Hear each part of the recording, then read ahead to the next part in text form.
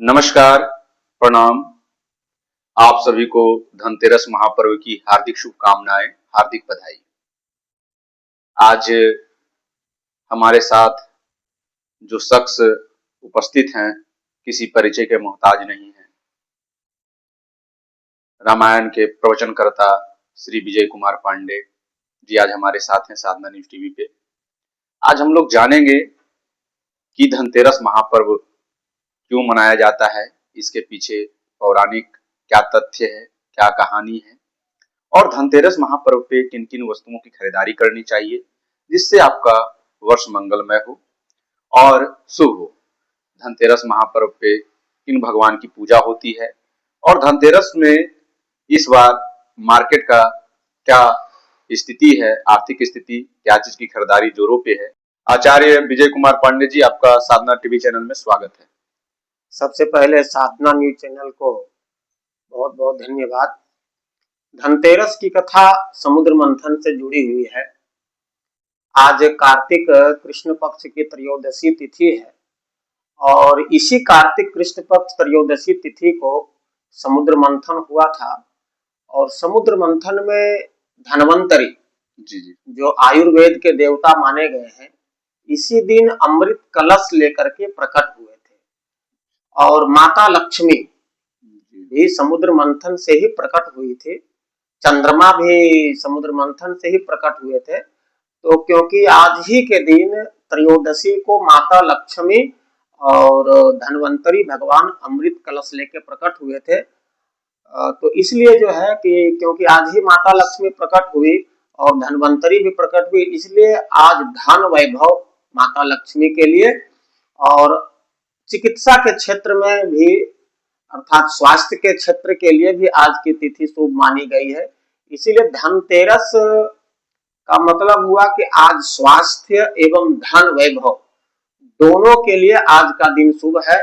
इसलिए लोग आज किन किन चीजों की खरीदारी करनी चाहिए जो कि लोगों के लिए बेहतर होगा, उनके स्वास्थ्य के लिए, उनके धन संपत्ति के लिए, समृद्धि के लिए, उनकी खुशहाली के लिए धनतेरस में किन किन वस्तुओं की खरीदारी करनी चाहिए पांडे जी? ऐसे मुख्य रूप से देखिए, एक और प्राचीन कथा आती है कि राजा हिम के पुत्र का जब विवाह हो रहा था जी। तो उस समय आकाशवाणी हुई कि आज से चौथे दिन तुम्हारी मृत्यु हो जाएगी जी। और जैसे ही आकाशवाणी उनकी पत्नी ने सुना जी, तो उन्होंने सोचा कि मैं अपने पति को मरने नहीं दूंगा जी। तो उन्होंने क्या किया कि चौथा दिन त्रयोदशी तिथि थी और उसी दिन इनकी पत्नी ने क्या किया कि अपने घर के दरवाजे पर सोने, चांदी, हीरे, मोती इत्यादि से घर को बढ़िया से सजाया। सुंदर सुंदर पीतल का कलश इत्यादि, उसमें सोना चांदी इत्यादि शोभा की वस्तुओं से सजाया और घी का दीपक जला करके और पूरे चकाचौंध कर दिया ताकि जमराज इस दरवाजे से प्रवेश भी करें अंदर तो हमें पता चल जाए और मैं यमराज के साथ युद्ध करूंगा। तो इसलिए जब यमराज आया चौथा दिन, तो जब चकाचौंध देखा, इसे दीपक जलने से जो सोना चांदी हीरा मोती जवाहरात सब लगा हुआ था, तो चकाचौंध हो गया पूरा वह इलाका, जिससे यमराज की आंखें चौंधिया गई और उस घर में वो प्रवेश ही नहीं कर सका।